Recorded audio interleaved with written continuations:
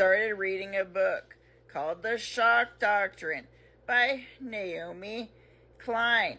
And this is a book that's all about disaster capitalism, but there's something that kind of struck me, and this is an interview she did with a victim of the CIA's MKUltra program. And this was somebody who receives compensation from the CIA for being a victim of human experimentation. And basically, she was interviewing this person because of her treatment. And this whole idea of Dr. Cameron, which was the head psychiatrist in a Canadian hospital that the CIA was funding to do this experimentation, had this idea of completely erasing somebody's personality, and he called it de-patterning. And it involved a series of electronic shock and drug-induced sleep and just all sorts of abuses using psychedelic drugs and just horrific things that none of these patients ever consented to. And a lot of the victims that came out of this hospital weren't really able to function correctly. And this isn't the first thing I've read about this program, but I decided to look into it further. And I read another article about another victim. And this was somebody who was 4.5 years old when her mom went into Dr. Cameron's care.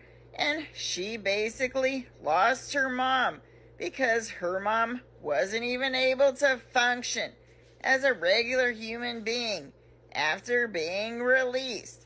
So yeah, in that case, the CIA awarded that victim $100,000. So yeah, documented that our federal agencies were involved in human experimentation. And whatever came of that? Well, from other documents, what happened was their whole MKUltra program just kind of magically was disappeared. So that they wouldn't have all those records.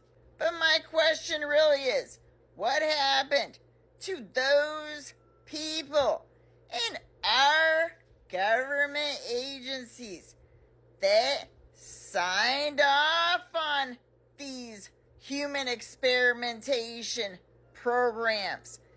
And were they punished in any way? Did they go to jail, where they pretty much belong? And I'm sure that information might be part of the stuff they disappeared. But yeah, this kind of leads me to whatever happens when there is abuses by our federal agencies. Because this is just one example of something that happened in the past. But did they learn their lesson? And I'm gonna say no, because that was followed by the torture scandals, where they were using a lot of that de-patterning and MKUltra and whatever that they learned from Dr. Cameron. And Naomi Klein details that in her book as well. So when you have federal agencies that just kind of do whatever they want and violate anyone's rights that they want, and nothing ever happens to people that sign off on those programs, what you have is federal agencies that continue to do the same thing.